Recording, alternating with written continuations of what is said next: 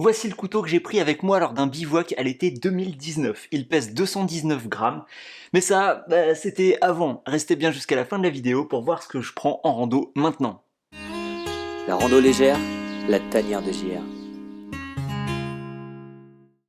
Bonjour à tous et bienvenue dans la tanière de JR. Ici je vous parle de randonnée légère en toute saison, alors pensez à vous abonner et à activer la cloche.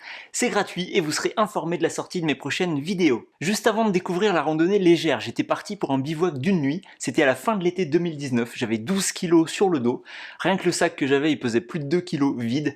Et donc j'avais ce couteau, un des meilleurs rapports qualité-prix. Il coûte seulement une douzaine d'euros, je vous mets le lien dans la description. Il est extrêmement apprécié comme premier couteau. Avec lui on peut entre autres bâtonner pour faire du petit bois. Et si vous voulez en savoir plus sur cet usage, allez voir la vidéo d'Alexis ici qui vous montre ça super bien en image avec le couteau, un bout de bois, enfin bref, une branche, vous allez voir tout ça. En rentrant de ce bivouac, j'ai commencé à me poser des questions sur le matériel que j'emportais et le poids de mon sac. Concrètement, ce couteau, je m'en suis servi pour bâtonner un petit peu, faire du petit bois, mais c'était juste pour le plaisir. Bon, d'ailleurs, c'était vraiment super sympa, mais c'était pas vraiment indispensable dans le cadre de mon bivouac. J'aurais également pu casser des branches à la main, surtout c'était un petit feu juste pour l'ambiance, hein. Je me suis servi du réchaud à gaz pour faire à manger. Ça pose d'ailleurs la question de la légitimité d'un feu en montagne, et surtout des traces que nous laissons dans la nature. Mais ça, on en reparlera dans une autre vidéo. Donc lors d'un bivouac suivant, j'ai réduit le poids, j'ai pris un Opinel numéro 8 en carbone qui pèse 42 grammes. Sa seule utilité, ça a été de percer mon matelas gonflable parce que je suis maladroit, je l'avais laissé ouvert après avoir coupé un petit bout de saucisson. C'est super pointu ce truc là, donc info mouvement et paf le matelas. Alors dans quel cas aurait-on besoin d'un couteau lors d'une rando? Je me suis posé la question, je voulais aussi poser sur Instagram. D'ailleurs abonnez-vous, c'est gratuit, je poste régulièrement des photos de mes sorties, ainsi que des stories, et voilà, je vous demande parfois votre avis, comme ici, sur le couteau. Donc vous êtes très nombreux à m'avoir parlé d'un couteau pour couper du saucisson, et là je suis bien d'accord avec vous. Vous m'avez dit aussi pour se défendre, alors pour faire court, je vous le déconseille fortement, c'est extrêmement dangereux, mais c'est dangereux pour vous surtout. Cherchez sur internet et vous verrez que c'est généralement une fausse bonne idée de tenter de se défendre avec un couteau. Vous m'avez aussi dit pour couper de la cordelette. Bon, j'ai jamais rencontré cette situation, mais pourquoi pas. Vous m'avez dit pour couper des branches, alors oui, ça peut effectivement servir à faire du petit bois. On m'a dit aussi pour ouvrir un lyophilisé, oui on peut, mais on peut aussi le déchirer à la main, c'est prévu pour, il y a une petite encoche et hop, ça se déchire très très bien. Donc voilà, les usages.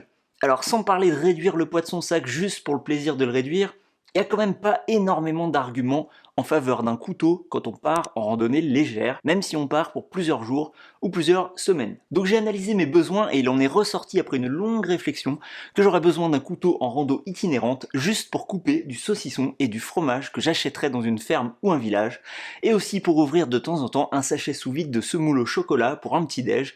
Voilà, je ne vais pas faire de feu, je vais pas me défendre avec, je compte pas couper de la cordelette. Alors que faire? Prendre un couteau ou pas? Sans couteau, je pourrais croquer dans le saucisson ou dans le fromage, ça se fait. Je pourrais faire une encoche sur le bord du sachet sous vide avant de partir, tenter de le déchirer à la main, ça peut se faire. Mais j'ai quand même décidé de prendre un petit couteau et vous allez voir, quand je dis petit, c'est pas juste au sens figuré. Mais avant de voir ça, souvenez-vous qu'en randonnée légère, c'est encore mieux si on peut avoir un objet qui répond à plusieurs usages.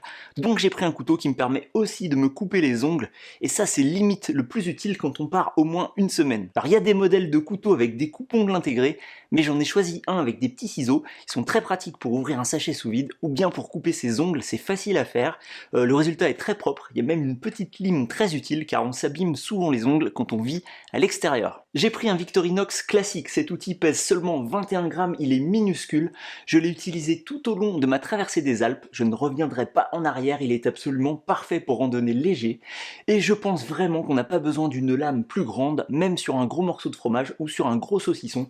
Il suffit de tourner la lame tout autour. Ah, et sinon j'ai retrouvé récemment un Opinel numéro 2 que j'avais quand j'étais jeune. La taille de la lame est identique. Il pèse seulement 4,4 grammes. Bon, le seul souci sur plusieurs jours, c'est que j'ai pas trop envie de me couper les ongles avec ça.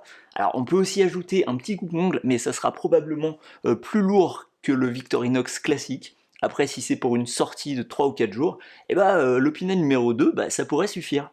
Et vous, couteau ou pas, quel modèle? Dites-moi tout juste en bas ici dans les commentaires. Merci d'avoir regardé cette vidéo, et je vous dis à très bientôt.